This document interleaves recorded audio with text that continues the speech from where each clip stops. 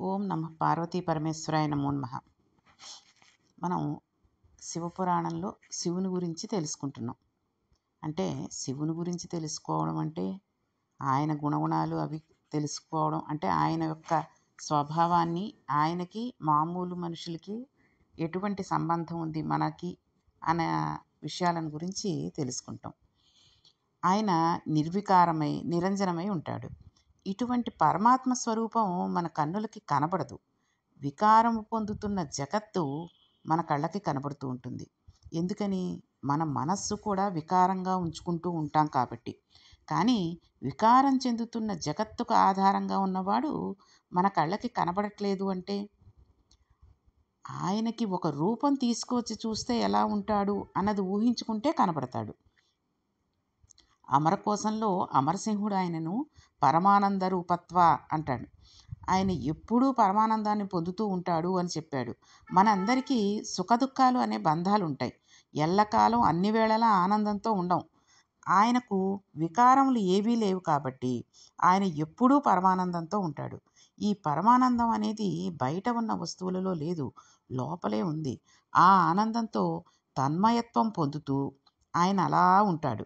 దానిని నోటితో చెప్పడం కుదరదు. పద్మాసనం వేసుకుని అరమోడ్పు కన్నులతో ఉండి తనలో తాను రమిస్తూ కనబడుతూ ఉంటాడు. అంటే ఘనీభవించిన ఆనంద స్వరూపమే పరమాత్మ స్వరూపం. చూడండి, చాలా చోట్ల మీరు గుళ్ళకెళ్ళినప్పుడు చూసుంటారు. అంటే శివలింగాన్ని కాకుండా శివుడి మూర్తిగా ఉండేటటువంటి చోట ఆయన పద్మాసనం వేసుకుని ఆయనలో ఆయన ఆ ముఖవర్చస్సు ఎంత ఆనందంగా, ఎంత సంతోషంగా, ఎంత దేదీప్యమానంగా వెలిగిపోతూ ఉంటుందో కొన్ని కొన్ని చోట్ల చూస్తూ ఉంటే మనకి అలా చూస్తూ ఉండిపోవాలి ఆ శివయ్యనని అనిపిస్తూ ఉంటుంది. చూడండి, ఇక్కడ మనకి ఇప్పుడు రాజమండ్రిలో కొత్తగా ఉజ్జయిని టెంపుల్ అని ఉజ్జయిని మోడల్లో టెంపుల్ కట్టారు. అక్కడ బయటే పెద్ద విగ్రహాన్ని పెట్టారు శివుడిది. అక్కడికి వెళ్ళి అలా చూస్తూ ఉంటే మనం చిన్నపిల్లలం అయిపోతామేమో. ఆయన అలా చూస్తూ ఉంటే ఎంత ఆనందంగా ఉంటుందో. లోపలికి వెడితే శివలింగం అది ఉంటుంది కానీ బయటే ఇంకా చేస్తూ చేస్తూ ఉన్నారు ప్రస్తుతం. కానీ శివుణ్ణి తీసుకొచ్చి మాత్రం అక్కడ కూర్చోబెట్టారు. ఆయన చూస్తూ ఉంటే అలాగే అరమోడ్పు కన్నులతో ఉండి తనలో తను రమిస్తూ కనిపిస్తూ ఉంటాడు. కాబట్టి నిత్యానందం ఏది ఉందో దాన్ని రాశీభూతం చేస్తే అదే శివ. ఆనందఘనమే పరమాత్మ. కాబట్టి ఆయన అన్ని వికారాలకు అతీతుడై తనలో తాను రమించిపోతూ తానే చిదానంద రూపుడై ఉంటాడు. ఆయనకి మనస్సులో కదలిక ఉండదు. అంటే మనం చూడండి, ధ్యానం చేసుకోవాలి, ధ్యానం చేయాలి అని ఈ రోజుల్లో చాలామంది చేస్తున్నాడు. కనీసం రోజు ఒక అరగంటైనా ధ్యానం చేసుకుంటే చాలా మంచిది. మనం కళ్ళు మూసుకుని ఒక 10 నిమిషాలు చేసుకున్న, అరగంట సేపు చేయకపోయినా 10 నిమిషాలైనా చేసుకుందామని మొదలు పెడతాం. ఒక నిమిషం అవుతుంది, రెండో నిమిషం అవుతుంది. ఈ లోపులో ఎక్కడో కుక్కర్ సౌండ్ రావడము, లేకపోతే ఏదో మాడు వాసన రావడము, ఏదో ఇప్పుడు ఈ రోజుల్లో సెల్ ఫోన్ మోగడము, టీవీ ఏదో పెట్టుకుని మన ఇంట్లో వాళ్ళే చూస్తూ ఉండడము, మనం పూజ గదిలో ఉన్నప్పటికీ ఎక్కడ ఏం జరుగుతోంది అని మనస్సు వాటి చుట్టూరా తిరిగి మన చెవులకి ఆ చప్పుళ్ళు వినబడి మనం చేసే ధ్యానంలో నిమగ్నమై ఉండలేకపోతూ ఉంటాం. కానీ ఎందుకు ఉండదు అంటే మన మనస్సులో కదలిక ఉంటుంది కాబట్టి మనకి ధ్యానం మీద మనం కాన్సన్ట్రేట్ చేయలేకుండా ఉంటాం అన్నమాట. కానీ ఆయనకి ఆ కదలిక ఉండదు. మనందరం కూడా కదులుతున్న తరంగాలతో కూడిన సరోవరం లాంటి వాళ్ళం. మనం ఉదయం నిద్ర లేవగానే పరమాత్మతో కూడిన మనస్సు పరమాత్మ నుండి విడిపడిపోతూ ఉంటుంది. వెంటనే అది ఒక ఆలోచన మొదలుపెడుతుంది. చేయవలసిన పనులకు సంబంధించిన అనేక సంకల్పములు ఒకదాని వెంట ఒకటి రావడం ప్రారంభిస్తాయి. అంటే సంకల్పాలంటే మనం రోజూ చేస్తున్నవే. వెళ్ళాలి, క్యారేజ్ సర్దుకోవాలి, ఇంకా డ్రెస్ ఐరన్ చేసిందో లేదో చూసుకోవాలి, పిల్లలకి క్యారేజ్ సర్దాలి, బ్యాగ్ పెట్టుకోవాలి, బ్యాగ్‌లో నేనేమైనా తీసానా, ఆ పెన్ను పెట్టుకున్నానా లేదా, ఈ ఆలోచనలతోటి వెళ్ళిపోతూ ఉంటుంది. అయ్యో! ఫలానా ఆయనకి ఫోన్ చేసి ఇవాళ అసలు విషయం ఏమిటో కనుక్కోవాలనుకున్నాం, ఇంకా కనుక్కోలేదు, ఈ పూజ అవ్వాలి, అప్పుడు కదా కనుక్కోవాలని ఇలా పెడుతూ ఉంటుంది తప్పితే ధ్యానం చేసే ఏకాగ్రతని మన మనస్సు మనకి ఇవ్వదు. ఇది సుఖాలకి దుఃఖాలకి కూడా హేతువులు అవుతూ ఉంటాయి. ఇటువంటి సంకల్పాలకు అతీతుడై ఈ సంకల్పాలు దేనిలో నుండి పుడుతున్నాయో అది తానై నిరంజన స్వరూపమై ఆనంద ఘనమై కూర్చున్న వాడెవరో వాడే పరమాత్మ. అతనే శంకరుడు. ఆయనే శివుడు. ఆయన సమస్తమని చూస్తూ ఉంటాడు. అటువంటి ఆనందఘనమునకు శివ అని పేరు.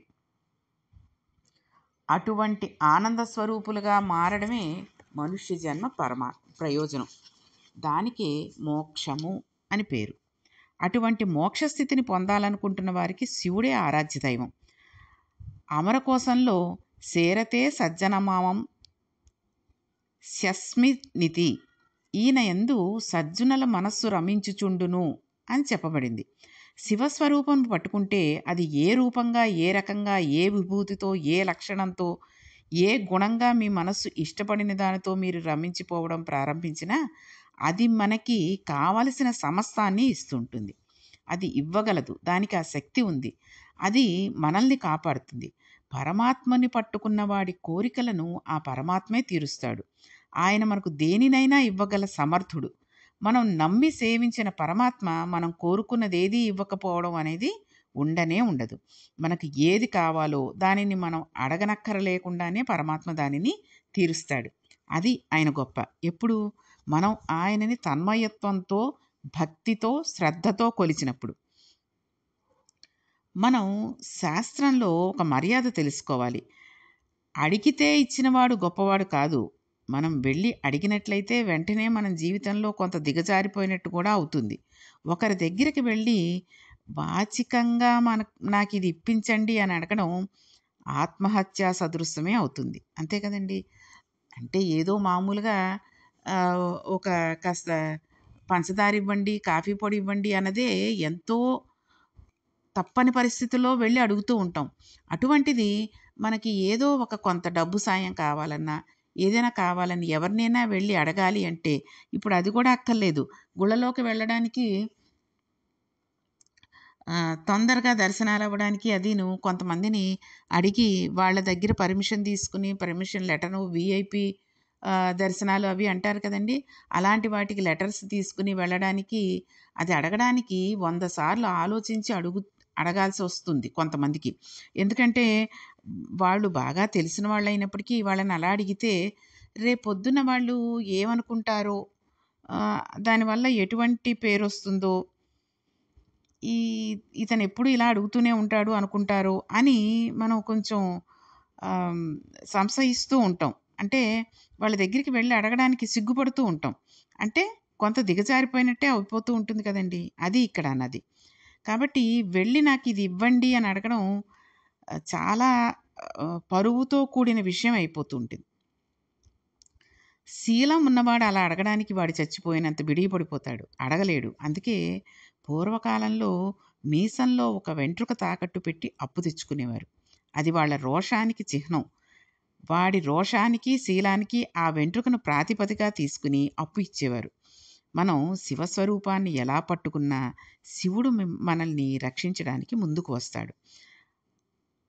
మనకి 63 నాయనార్లున్నారండి. వారు శివుని అనుగ్రహం చేత తరించిపోయిన మహాపురుషులు.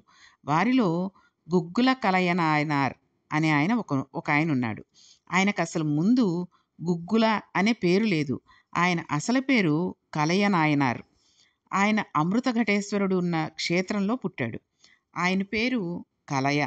అందుకని ఆయన పేరుకు కూడా కలయ అనే పదమును కలిపి కలయనాయనారు అని పిలుస్తూ ఉండేవారు. కలయనాయనారు మహా ఐశ్వర్యవంతుడు. ఇతనికి ఒక లక్షణం ఉండేది. ఆయన ఎప్పుడూ కొంత గుగ్గిలం పట్టుకువచ్చి భగవంతుని దగ్గర కూర్చుని దానితో భగవంతునికి ధూపం వేసేవాడు. ఆ ధూపంతోటి పూజ గది అంతా నిండిపోతే ఆ వాసనలను శంకరుని శరీరంలోంచి వస్తున్న వాసనలని భావించి రోమాంచితమైపోయి పరవశించిపోతూ సమాధి స్థితిలోకి వెళ్ళిపోయి అలా ఉండిపోతూ ఉండేవాడు. ఆయన సువాసనలు పీలుస్తూ రమించిపోయేవాడు. దీనిని శంకరుడు చూశాడు. ఈతడు గుగ్గిలం పొగవేసి ధ్యానం చేస్తూ ఆ ధ్యానంలో సమాధి స్థితిలోకి వెళ్ళిపోతున్నాడు. అసలు అతనికి గుగ్గిలం దొరకకుండా చేస్తే ఏం చేస్తాడో చూద్దామని భావించాడు. కలయనాయనారు ఐశ్వర్యం అంతా క్షీణింపజేశాడు. అయినా ఆయన మనస్సు శివుడి నుండి పోలేదు. ఇతనికి డబ్బున్నప్పుడే శివుడి పూజ చేద్దాం, ఆయనకి గుగ్గిలం వేసి పొగ వాసన చూపిద్దాం అని ఆయన అనుకోలేదు. మొత్తం ఐశ్వర్యం అంతా పరీక్షించడానికని శివుడు క్షీణింపచేసినప్పటికీ ఆయనకి శివుడి నుండి మనస్సు వేరవలేదు. అంటే ఎంత భక్తో చూడండి. ఎలాగోలాగా నానా తంటాలు పడి కొద్ది గుగ్గులను తెచ్చి పొగ వేసి ఆ వాసన పీల్చి శంకరుని ధ్యానిస్తూ సమాధిలోకి వెళ్ళిపోతూ ఉండేవాడు. కొద్దిపాటి గుగ్గిలం పొగ వచ్చేసరికి సమాధిలోకి వెళ్ళిపోవడం ఆయనకి అలవాటైపోయింది. ఈ స్థితి చూసి కలైనాయనారు ఏమి చేస్తాడో చూద్దామని శంకరుడు నాయనారు భార్యాబిడ్డలు తినడానికి అన్నం మెతుకు కూడా లేకుండా చేశాడు. భార్యాబిడ్డలు పస్తులున్నారు. ఆ భార్య మహాపతివ్రత. ఆవిడ తన మెడలో ఉన్న మంగళసూత్రంని తీసి నాయనార్కిచ్చి, అయ్యా, మీరు దీనిని పట్టుకు వెళ్ళి వెలకట్టి అమ్మి డబ్బు తీసుకురండి, దానితో మనం కొన్నాళ్ళు భోజనం చేద్దాం అంది. తప్పకుండా అలానే చేద్దామని నాయనార్ మంగళసూత్రాన్ని చేతితో పట్టుకుని శివ శివ అంటూ సంతోషపడిపోతూ వెళ్ళిపోతున్నాడు. శంకరుడు మారు రూపంలో ఒక బండిలో గుగ్గిలం బస్తాలు వేసుకుని ఎదురు వచ్చాడు. మళ్ళీ మళ్ళీ దొరకదు, ఎవరైనా కావాలంటే ఇప్పుడే గుగ్గిలం కొనుక్కోండి అని అరిచాడు. ఈ అరుపు విని గుగ్గిలం మళ్ళా దొరకదేమో అనుకుని నాయనారు తన దగ్గర ఉన్న మంగళసూత్రం ఇచ్చేసి గుగ్గిలం బస్తాలను కొనేశాడు. మొత్తం ఆ గుగ్గిలాన్ని ఒక గుడిలోకి తీసుకువెళ్ళి అక్కడ ఈ గుగ్గిలం అంతా వెలిగించి దాని మధ్యలో ధ్యానంలో కూర్చున్నాడు. ఆ వాసనకు సమాధి స్థితిలోకి వెళ్ళిపోయాడు. అతని కడుపులో పేగులు నకనకలాడిపోతున్నాయి, కానీ ఆయనకి ఏమీ తెలియలేదు. ఆకలి తెలియదు, శరీరం నీరసపడిపోయింది, శరీరం అంతా నొప్పులు పుట్టేస్తోంది, కానీ ఆయనకి ఏమీ తెలియలేదు. ఇంట్లో భార్యాబిడ్డలు శోషించి పడిపోయే స్థితి వచ్చింది, అది కూడా ఆయనకు తెలియలేదు. ఆయన ఆ పొగ మధ్యలో సమాధి స్థితిని పొందాడు. భగవంతుడు ఈతని భక్తికి మిక్కిలి సంతోషించి గబగబా కుబేరుడిని పిలిచాడు. పిలిచి, కుబేరా, నీవు వెంటనే వెళ్ళి నాయనారి ఇంటిని బ్రహ్మాండమైన అంతఃపురంగా మార్చు, భార్యకు బిడ్డలకు అనంతమైన ఐశ్వర్యాన్నివ్వు, ముందు ఉత్తరక్షణం వాళ్ళకి షడ్రసోపేతమైన భోజనం పెట్టు అని చెప్పాడు. వెంటనే నాయనారి ఇంటి స్వరూపం మారిపోయింది. కుటుంబంలోని వారందరికీ షడ్రసోపేతమైన భోజనం అందించబడింది. తన భర్త ఎక్కడికి వెళ్ళాడోనని భార్య అనుకుంటోంది. అప్పుడు అశరీరవాణి మాటలు వినబడ్డాయి. అమ్మా, నీ భర్త భక్తికి శంకరుడు లొంగిపోయాడు, నీకు మహదైశ్వర్యం ఇచ్చేశాడు. అయితే అక్కడ నాయనారికి అన్నం తిందామన్న ఆలోచన లేదు. ఆ గుగ్గిలం పొగలో కూర్చుని శంకరుని ధ్యానం చేస్తూ ధ్యానంలో నిమగ్నమైపోయి ఉన్నాడు. అప్పుడు సాక్షాత్తు శంకరుడే ఆయన ముందు ప్రత్యక్షమయ్యాడు. అయినా శంకర ధ్యానంలో నిమగ్నమైపోయి ఉన్న నాయనారు బాహ్య స్మృతిని పొందలేదు. ఇప్పుడు పరబ్రహ్మం నాయనారిని ముట్టుకోవలసి వచ్చింది. ముట్టుకొని కదిపి కలయా అని పిలిచాడు. పిలిచేసరికి ఆయన గభాలున బాహ్యస్మృతిని పొంది కన్నులమ్మట నీరు కారిపోతూ ఉంటే ఆ సువాసనలను పీలుస్తూ ఆ స్వామి పాదముల మీద పడిపోయాడు. అప్పుడు శంకరుడు ఆయన భుజములు పట్టుకుని లేపి, నాయనా, నీవు ఇంటికి వెళ్ళి అన్నం తిను, నా కడుపు నిండుతుంది, నీకు ఎక్కడలేని ఐశ్వర్యం ఇచ్చేశాను అని చెప్పి నాయనారుని ఇంటికి పంపించేశాడు. అప్పుడు ఆయన ఇంటికి వెళ్ళి షడ్రసోపేతమైన భోజనం స్వీకరించాడు. పెరయ్య పురాణంలో దీనిని గుగ్గిల నాయనార్ కథగా చెబుతూ ఉంటారు. శివపురాణం చదువుతూ నాయనార్ల చరిత్రను కూడా మనం అనుసంధానం చేసుకుంటే పార్వతీ సహితుడైన ఆ పరమేశ్వరుడు పొంగిపోయి పరవశించిపోతూ ఉంటాడు. ఒకనాడు ఒక విచిత్రం జరిగింది.